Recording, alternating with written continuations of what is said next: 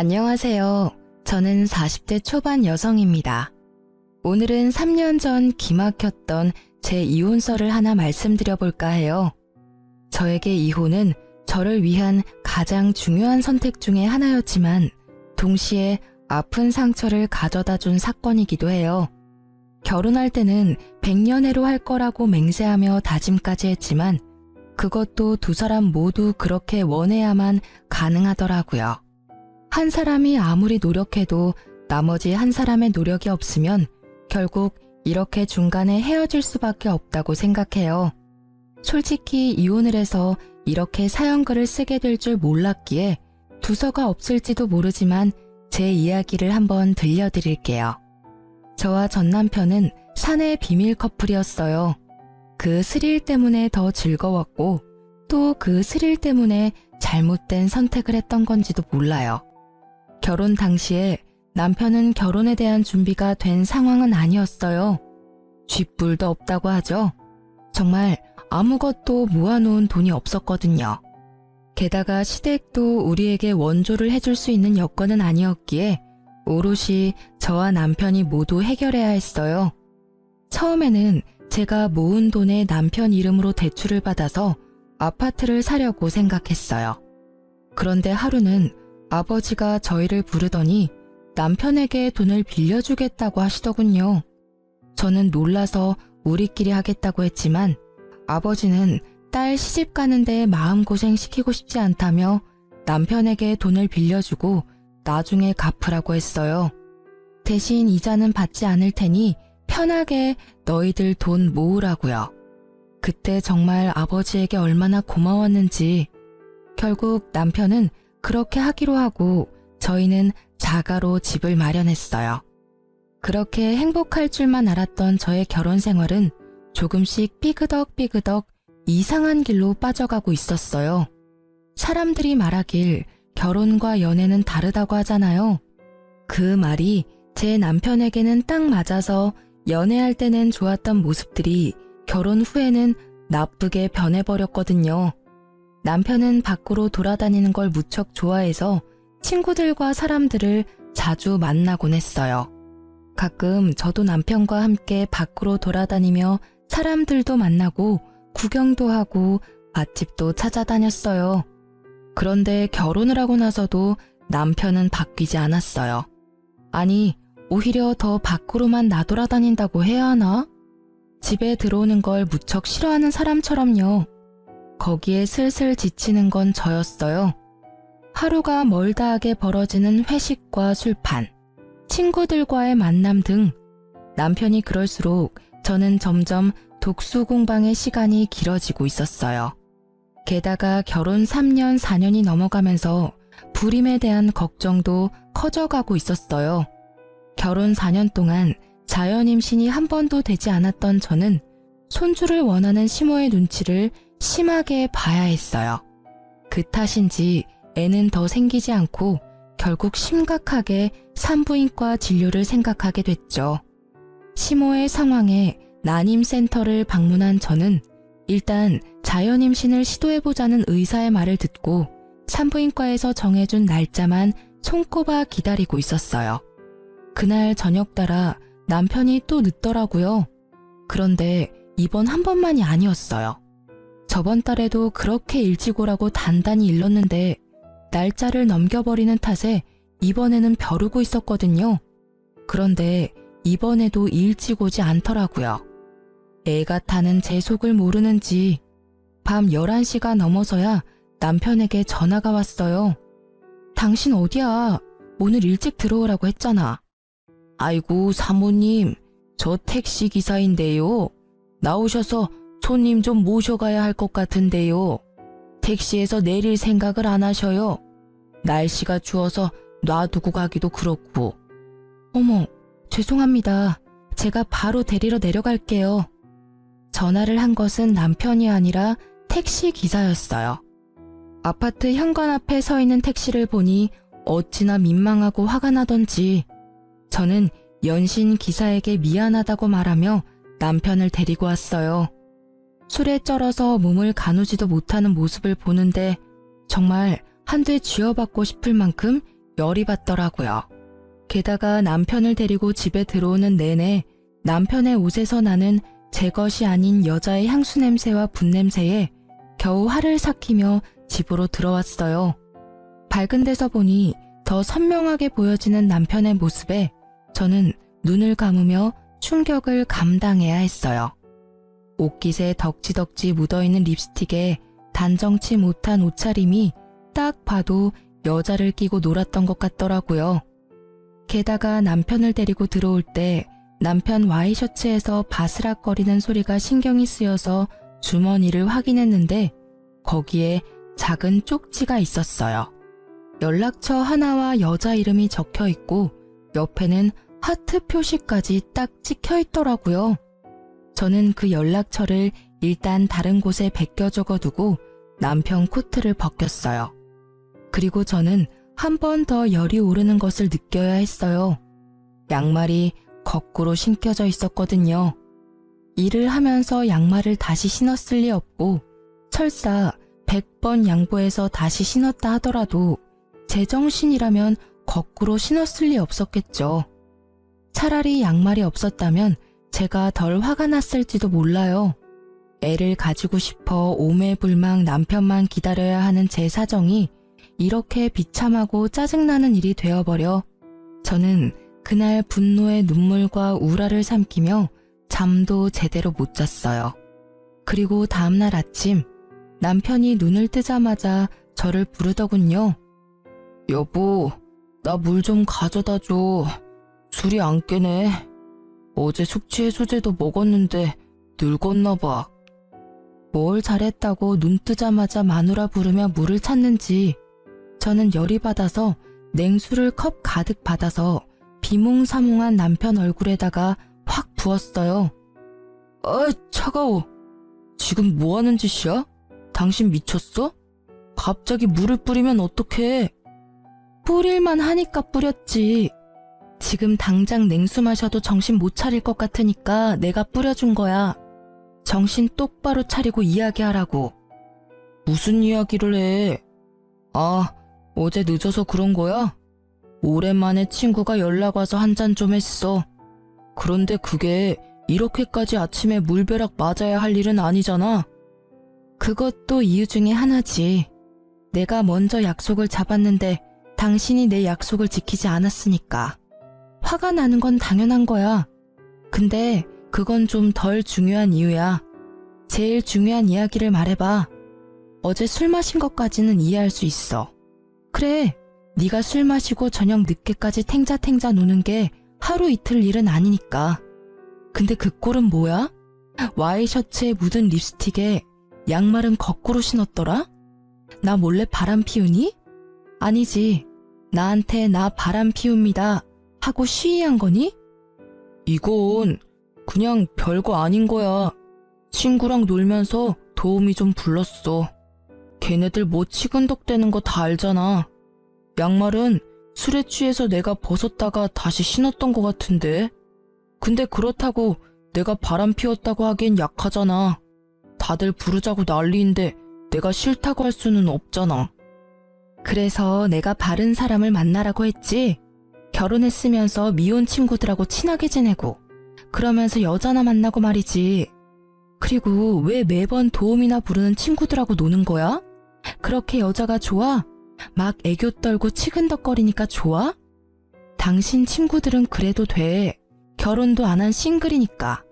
근데 당신은 결혼까지 했으면서 집에 있는 내 생각은 안 해? 이젠 내 교우관계까지 관리하려는 거야? 제발 좀 그만해. 어떤 친구와 어울리든 그건 내 자유라고. 그래, 솔직히 나도 어제 일찍 오려고 했어. 그런데 별로 그런 마음도 안 들고 친구가 연락 왔으니까 잠깐 갔다 온 거야. 그렇다고 당신이 나한테 이렇게까지 화내는 건 나도 좀 억울한데? 솔직히 애 가지자고 날짜 정해서 관계하고 그러는 거 정말 짜증나는 일이거든? 뭐 내가 종마야? 내가 씨나 뽑아내는 기계냐고. 마음이 동해야 하는 거지. 이걸 강제적으로 막 날짜 시간 정해서 하고 그러는 건 너무 인위적이고 감정 없는 것처럼 느껴져서 기분 나쁘다고. 남편의 말에 저는 너무 어이가 없어 제가 잘못 들은 줄 알았어요. 너 그게 사랑해서 결혼한 여자한테 할 말이니? 내가 룰루랄라 즐거운 마음으로 날짜 시간 정해서 하자고 한 건 줄 알아? 병원에서 그렇게 하라잖아. 내가 왜 애를 가지고 싶은 건지 모르겠어? 당신과 내 아이니까 가지고 싶은 거야. 그리고 애 갖는 게 내 생각 때문만은 아니지. 어머님은 요즘 매일같이 전화하셔서 애는 생길 것 같냐? 이번에는 생길 거다. 태몽을 껐는데 소식 없냐?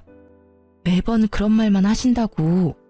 당신한테 그런 말 안 하시니까 당신은 내가 얼마나 스트레스 받는지 모르지? 진짜 이런 면이 너무 마음에 안 드는 거야. 약속 거절 못하는 거 이해할 수 있어. 그런데 기분 나쁘다면 어쩔 수 없지. 사랑도 없는데 왜 살아? 여기서 끝내 그냥. 나는 당신하고 헤어져도 어차피 아쉬운 거 하나 없어. 내 말이 끝나자 남편의 당당하고 짜증나던 얼굴이 조심스럽게 바뀌더라고요. 그럴 수밖에 없죠. 저는 정말 아쉬운 게 하나도 없었으니까요. 사내 연애였지만 제가 이미지에 타격을 받을 일은 전혀 없잖아요. 잘못을 이 사람이 했으니까요. 부서도 달라서 자주 마주칠 일도 없거든요. 게다가 이 집은 어차피 아버지와 제 돈으로 산 집이니 지금 당장 이혼하더라도 남편은 유책 배우자가 돼서 집 소유권 주장은커녕 위자료만 더 내야 하거든요. 그걸 이해한 건지 남편이 제 눈치를 보더라고요. 당신 와이셔츠에 쪽지 하나 들어가 있었거든? 예쁜 여자 이름 하나랑 연락처, 그리고 하트 모양까지 있지. 도움이라도 이런 식으로 개인적인 전화번호 주고받으면서 만나면 외도가 아닐 리가 없잖아. 아니면 내가 이 전화번호로 전화를 한번 해볼까? 유부남 꼬셔서 뭐 하려고 했냐고. 혹시 또 모르잖아. 당신이 결혼 안 했다며 총각 흉내 냈다고 이야기해줄지도 모르지.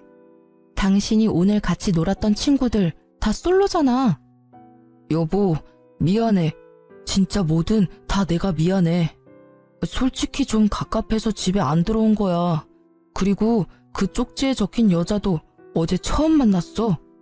여러 번 만났으면 연락처를 줬을 리가 없잖아. 그리고 진짜 아무 일 없었던 건 확실해. 술집에서 나와서 바로 택시 타고 집에 온 거야. 그런 모텔 같은 곳 들릴 시간도 없었다고.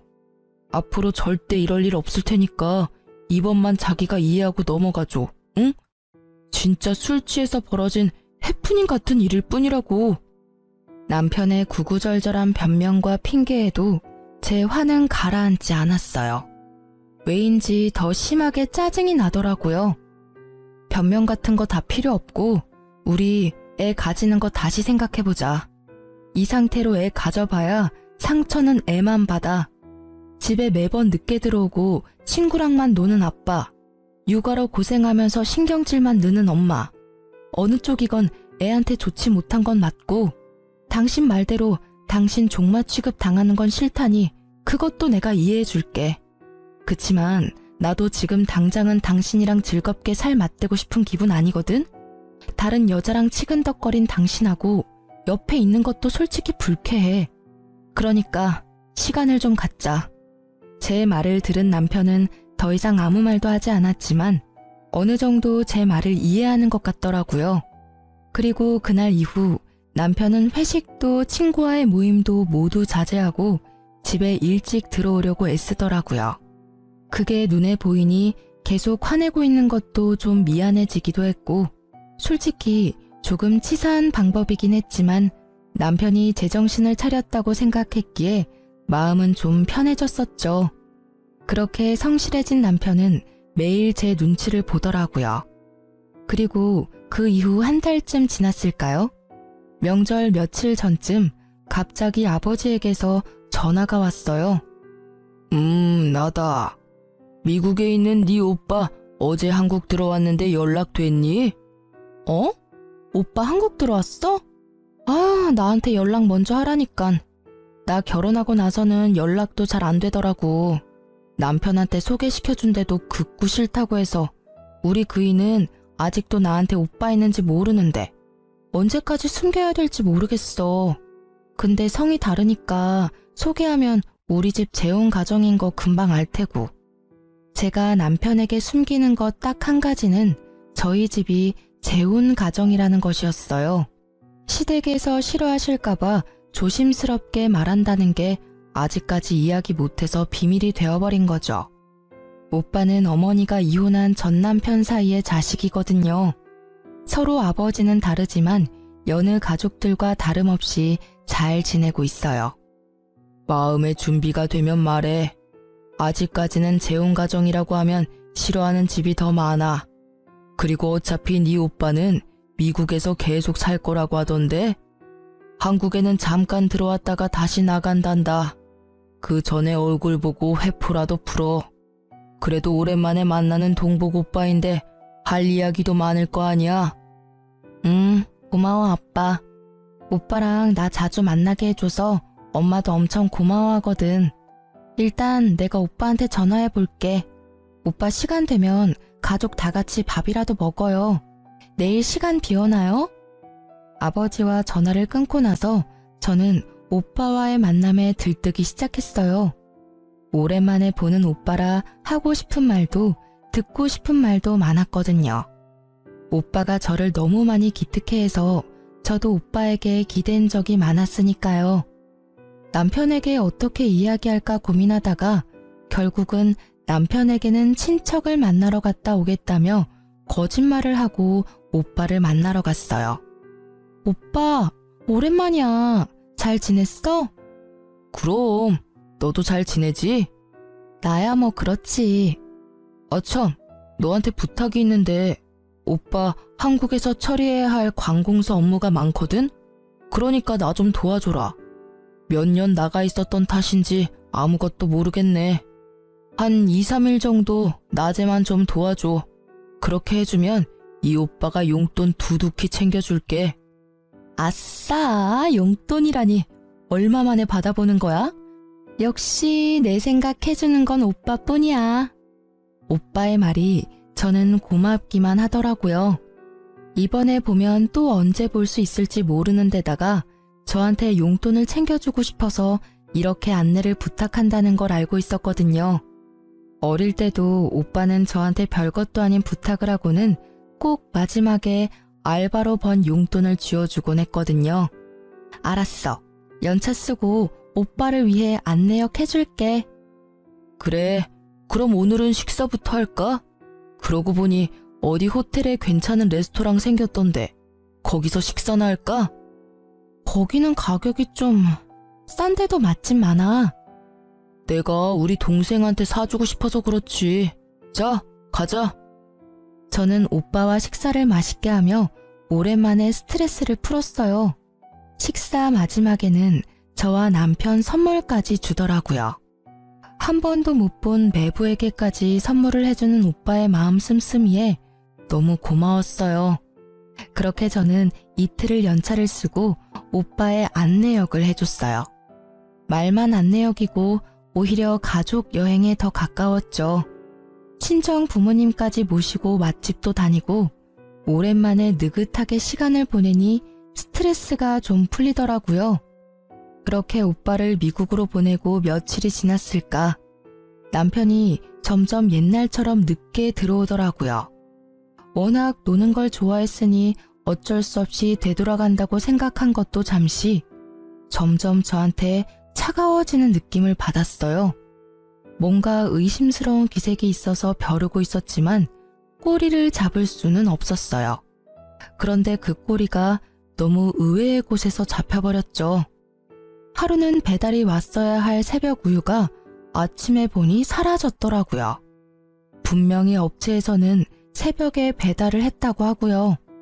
평소 우유를 마시지 않는 남편이 가져갔을 리 없다고 생각한 저는 분실 사건이라고 생각하고 범인을 어떻게 잡을까 생각하고 있었어요. 일하는 내내 그 생각을 하다가 아파트 CCTV, 엘리베이터나 계단에 찍혀있지 않을까 하는 생각이 들었죠. 그래서 퇴근하고 불이 나게 아파트 관리사무소로 향했어요. 우유가 없어졌다고 양해를 구한 뒤 저는 CCTV를 돌려봤어요. 그러다가 두 눈으로 믿을 수 없는 광경을 목격했어요. 아침 시간 제 남편이 엘리베이터에서 어떤 여자와 무척 진한 아침 인사를 하고 있더라고요. 서로의 헤어를 정리해주고 사람이 타니 뒤로 물러나 모르는 사람처럼 있다가 몰래 손을 잡는 모습까지. 이미 제 머릿속에서 우유도둑은 사라지고 없었어요. 두 연놈의 행태가 너무나 충격적이었거든요. 저는 관리사무소에 부탁해서 전날도 그 전날도 확인해봤어요. 그리고 정확하게 상간녀가 누구인지 알게 됐죠. 여자의 얼굴이 너무 눈에 익어서 금방 눈치챘어요. 남편의 외도 상대는 앞집 여자였어요. 아침 시간에 설마 출근할 때 외도를 하지는 않을 거라 생각했는데 상간녀가 앞집이니 그 출근 시간을 더 활용한 거였죠. 등잔 밑이 어둡다는 말이 딱 맞더라고요. 결국 CCTV 동영상을 제 핸드폰으로 찍어놓고 집으로 가 남편을 기다렸어요. 역시나 늦더라고요. 저는 밤이 늦어질수록 거실이 아닌 현관에서 남편을 기다렸어요. 계단식 아파트라 앞집이 보이거든요. 둘이 밖에서 만나다가 들어오려면 같이 와야 하니까요. 그렇게 현관문 앞에서 기다리던 제 눈에 두 사람이 나타났어요. 역시 제가 잘못 본 게 아니라는 걸 확인이라도 시켜주듯 두 사람은 손을 잡고 앞까지 걸어오더라고요. 참 대담하기도 하지. 같은 층에 두 사람의 남편과 아내가 있는데도 저렇게 애정 행각을 하다니. 남편은 여자를 집으로 돌려보낸 뒤 저희 집 도어락 비밀번호를 누르더군요. 우와씨, 깜짝이야. 여기서 뭐 하는 거야? 남편이 놀랐는지 제게 소리치더라고요. 들킬까봐 놀란 건지도 모르죠. 저는 남편에게 조용히 말했어요. 당신 요즘 늦네? 설마 또 바람 피는 거야? 제 말에 깜짝 놀랄 줄 알았던 남편이 잠깐 멈칫하더니 심드렁한 표정으로 그냥 소파에 앉더라고요. 그 여유 있는 몸짓에 차분하게 말로 하려던 제 인내심이 뚝 끊겼어요. 그 태도는 뭐야? 내가 묻잖아. 당신 바람 피냐고. 아, 너 의처증이야? 매번 이런 식으로 나 힘들게 하면 기분이 좀 나아져? 친구 만나고 회식하는 거 좀 줄여줬잖아. 그럼 이쯤에서 만족을 좀 해. 어떻게 모든 걸 너한테 맞추면서 살아? 그리고 내가 이 말까지는 안 하려고 했는데 너야말로 바람 피는 거 아니야? 굉장히 당당하네. 당신은 바람 핀 적이 없고 바람은 내가 폈다는 게 당신 주장인 거네. 그런 이야기를 할 만한 근거는 있는 거지? 어디 이야기해봐. 들어는 줄게. 저는 남편이 이렇게 당당한 이유가 정말로 궁금했어요. 화가 나는 것과는 별개로 무엇을 갖고 있길래 저렇게 자신 있어 보이는가 싶었죠. 제 말에 남편은 자켓 안주머니에서 사진 몇 장을 꺼내서 탁자에 던지더라고요. 그 사진을 보는 순간 저는 어이없음과 불쾌함을 동시에 느꼈어요. 이건 뭐야? 너 나 뒷조사한 거야? 네가? 놀랐지? 그럴 줄 알았어. 바람 피우다가 딱 걸리니까 어때? 나한테 이런 쓰레기 같은 취급받으니까 기분 더럽지? 나도 그랬어. 별거 아닌 일로 사람을 쓰레기 취급하고 말이지. 마누라 바람 피는 거 보니 내가 왜 그렇게 했었나 싶기도 하고 자괴감이 드네. 솔직히 말하면 나를 종마 취급하는 데다 의처증까지 가진 당신이 바람까지 피워준 덕분에 당신은 유책 배우자가 확실해졌어. 반면에 나는 그때 한 번 이후로 별 문제없이 깨끗한 상태잖아. 외도도 하지 않고 얼마나 가정에 충실했는지 알지? 나한테 외도했다고 뭐라 하던 당신이 바람피는 걸 보니 이제 당신한테 질렸어. 그러니까 우리 이혼하자. 남편이 먼저 던진 이혼 이야기에 저는 터져나오는 실수를 참으며 냉정하게 말했죠. 이게 당신 생각이야? 이 사진 한 장으로 나한테 이혼하자고 말하는 거야? 내가 유책 배우자니까 너한테는 잃는 거보단 얻는 게 많겠네? 당연하지. 너한테 책임이 있으니까. 나한테 위자료 주는 대신에 이 집 넘겨주면 원만히 합의 이혼해줄게. 그럼 여기저기 소문날 일도 없고 깨끗하잖아. 그치? 너 지금 머리 제대로 굴렸네? 정말 화가 미친 듯이 나는데 너무 웃겨. 이 사진 한 장에 나한테 다 뒤집어 씌우겠다? 그런 신박한 생각은 어디서 나오는 거야? 그래, 이혼하자. 네가 이렇게 원하는데 해줘야지 않겠어? 나한테도 뭐 나쁜 일은 아니지. 제가 뜬금없이 웃자 남편놈은 그제야 어안이 벙벙한 얼굴로 저를 쳐다보더라고요. 이혼하자는데 웃으니 뭔가 잘못됐다는 걸 알아챘지만 제대로 아는 게 하나도 없으니 말도 못하고 쳐다만 보는 거죠. 당신이 이혼 얘기 먼저 꺼냈으니까 나중에 두말하면 안 되는 거 알지?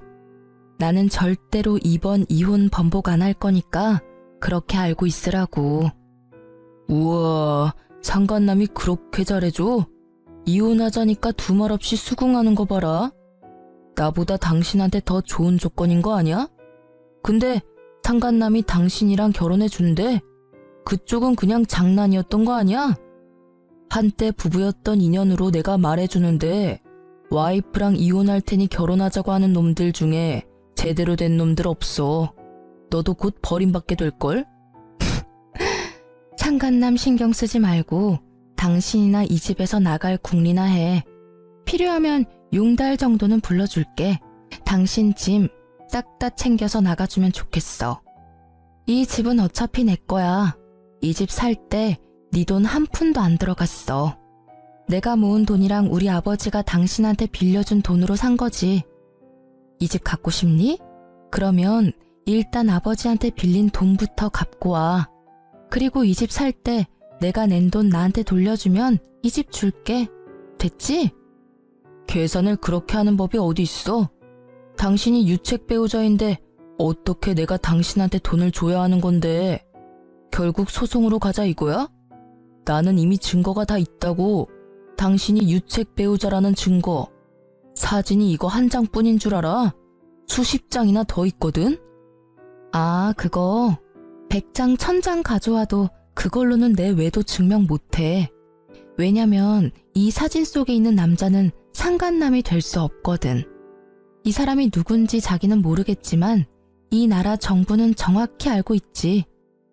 저는 예전에 친정어머니의 부탁으로 발급받아놨던 어머니 이름의 가족관계 증명서를 남편에게 보여줬어요. 당신은 내가 외동딸이라고 생각했지? 근데 우리 집 재혼 가정이야. 그래서 내 위로 나랑 피가 이어진 오빠가 하나 있어. 그 오빠는 성이 달라. 엄마의 전 남편 아들이거든. 이름 어디서 본 것 같지 않아? 내 뒷조사한 사람이 이름 말해줬지? 그럼 답 나왔잖아. 당신이 찍어온 사진에 있는 사람은 우리 오빠야. 누가 일한 건지 일을 제대로 못했네. 친정 부모님이랑 다 같이 밥도 먹고 놀러가고 그랬는데 나랑 오빠 사진만 딱 찍어온 걸 보면 오히려 당신 엿먹이려고 그런 건가 싶기도 하고. 제 말이 이어질수록 남편의 느긋한 인상이 점점 심각하게 바뀌는 게 참 웃기더라고요. 알아보려면 좀 더 끝까지 팠어야지 이 나쁜 놈아.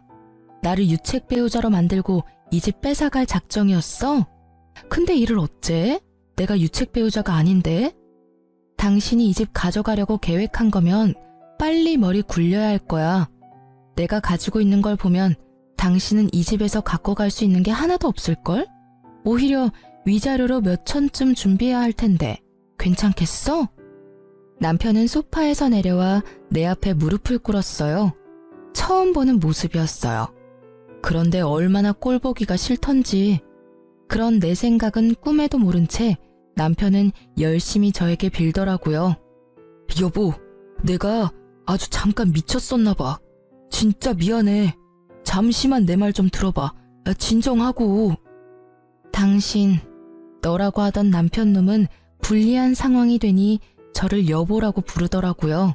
가증스러운 놈. 그 모습을 보는데 어찌나 찌질해 보이던지요. 나 지금 지극히 냉정한 상태야. 이보다 더 차분할 수가 없어. 그래, 오늘 이 집에서 나가면 이혼 서류는 시댁으로 보내줄까? 아니지. 앞집으로 보내면 되지 않겠어? 앞집 여자랑 필요 이상으로 친하잖아. 제 물음에 남편 얼굴이 허옇게 질려버리더라고요. 제가 모를 줄 알았나 봐요.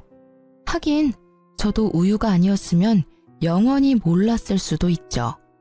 역시 앞집 여자 이야기를 꺼냈더니 미안하니 뭐니 변명하려던 남편 입이 꾹 닫혔어요. 그리고는 눈동자만 떼굴떼굴 굴리며 이 상황을 어떻게 빠져나가야 할지 궁리하더라고요. 빠져나갈 구멍을 못 찾게 저는 남편 놈 앞에 CCTV를 촬영한 영상을 떡하니 보여줬어요.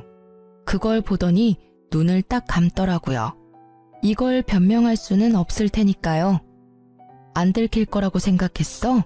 그래, 나도 몰랐을 거야. 설마 아침에 저렇게 대담하게 바람을 필 줄이야?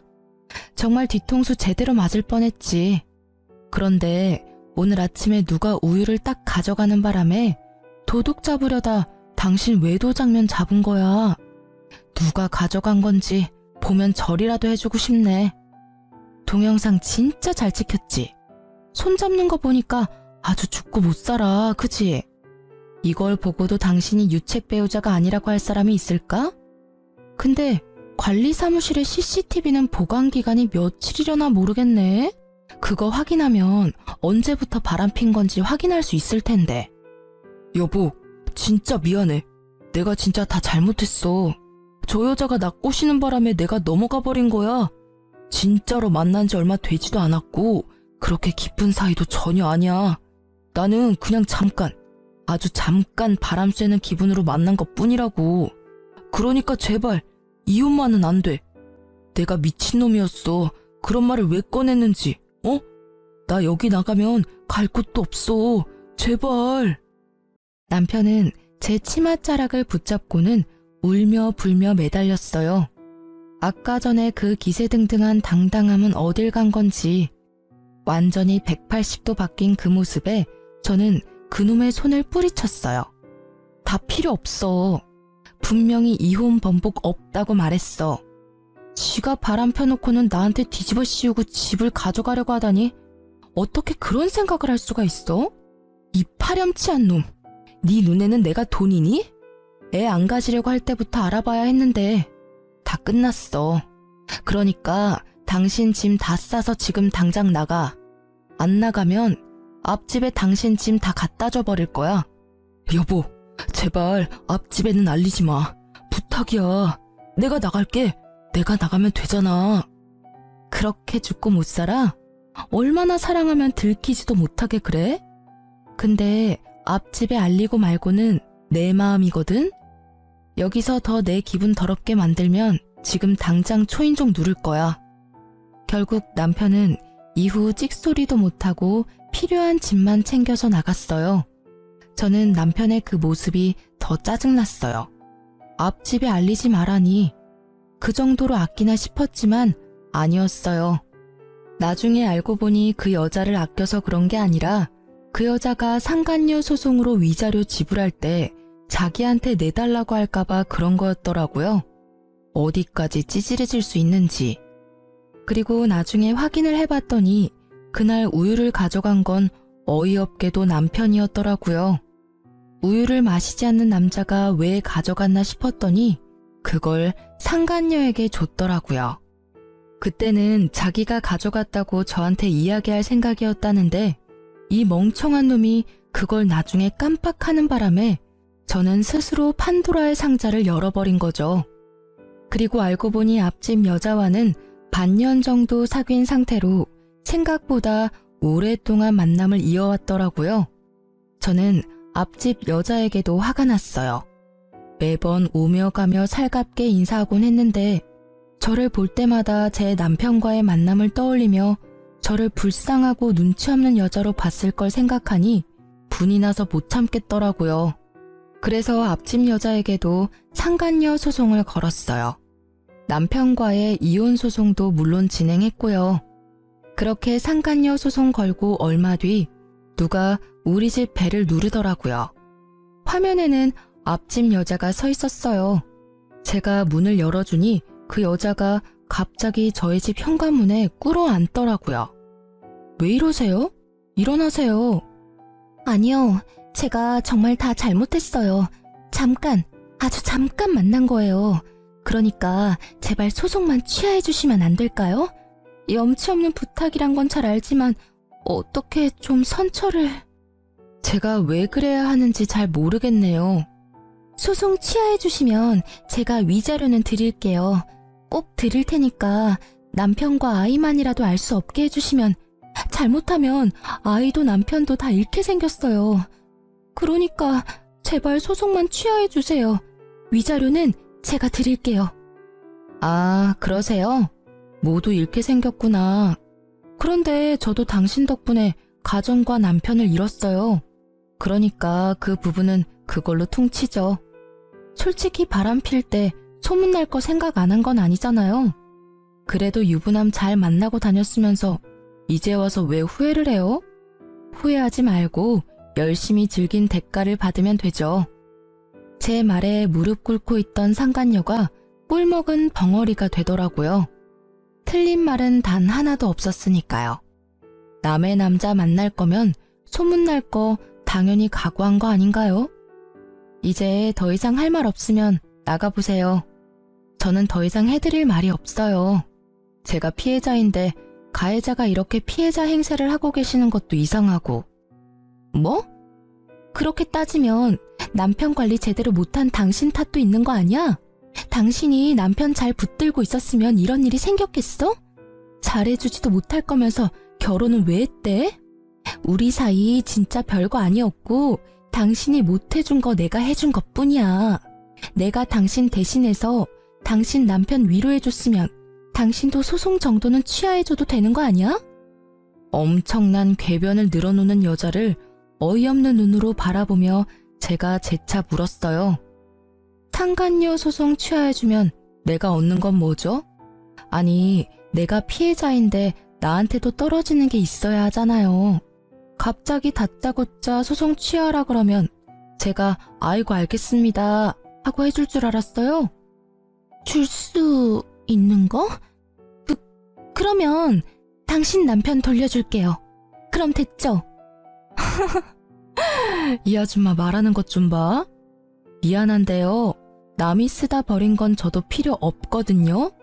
왜 굳이 그 쓰레기를 저한테 주려는 건지 모르겠네요. 저한테 줄 게 그것뿐이라면 저는 취하지 않을 거예요. 아니, 전 진짜로 당신 남편이랑 깊은 사이 아니라고요. 진지한 마음이 요만큼도 없었고 나한테는 남편이 메인이고 그쪽 남편은 사이드 메뉴 정도예요. 그러니까 그 정도밖에 안 되는 사이라는 거예요. 본인이 그 말 들으면 아주 좋아하겠네요. 근데 어쩌죠? 이야기할수록 점점 소송 취하하기 싫어지네요. 남편분이랑 아이들에게 뭐라고 변명할지 잘 생각해 두세요. 그럼 이만 나가주세요. 주거 침입으로 신고하기 전에.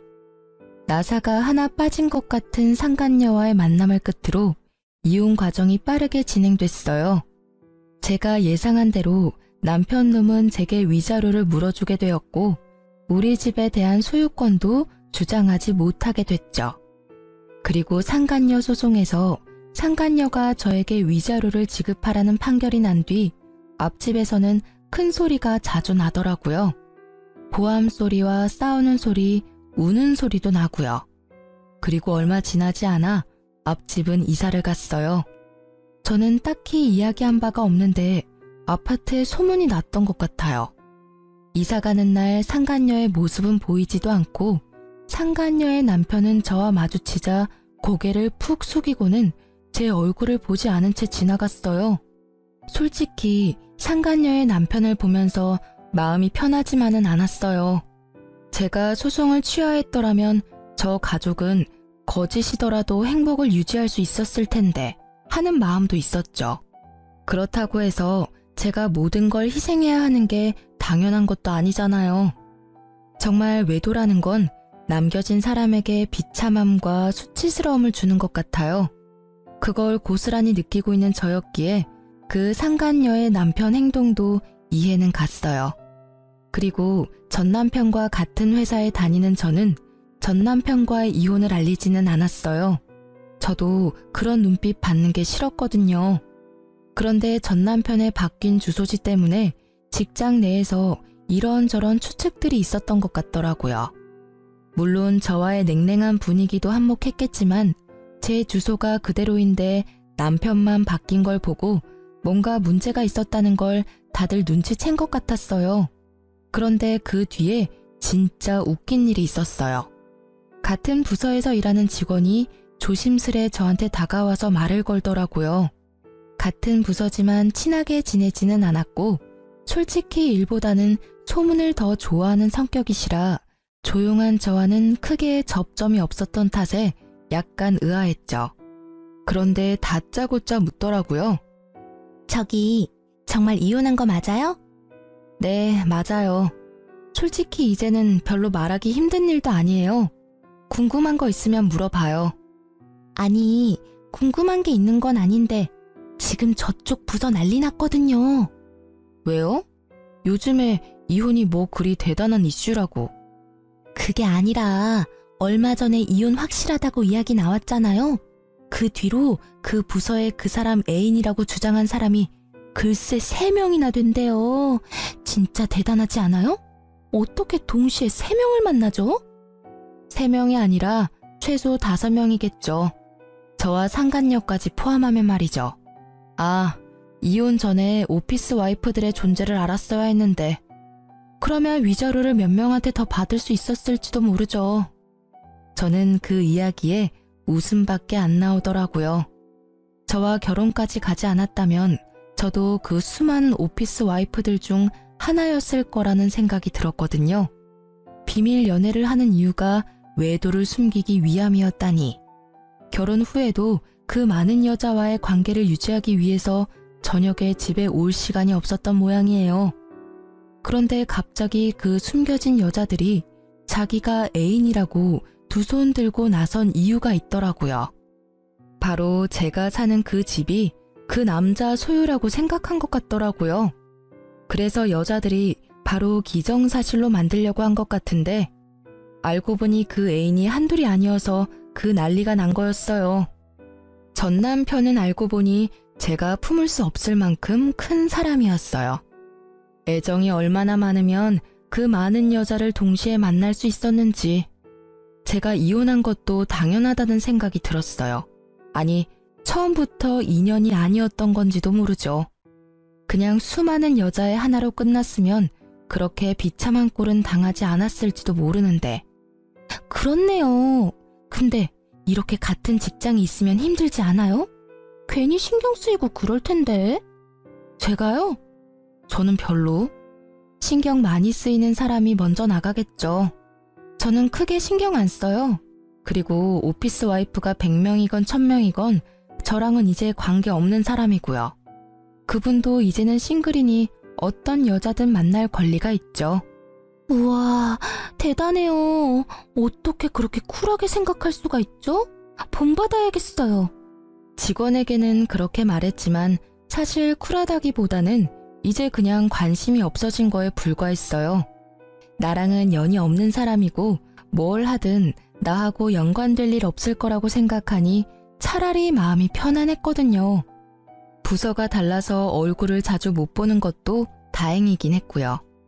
결국 의자왕으로 등극한 전 남편의 어마어마한 여성 편력으로 그 부서는 그렇게 한바탕 뒤집어지고 전 남편은 천하의 나쁜 놈이 되어버린 채 이후 회사에서 퇴사했어요.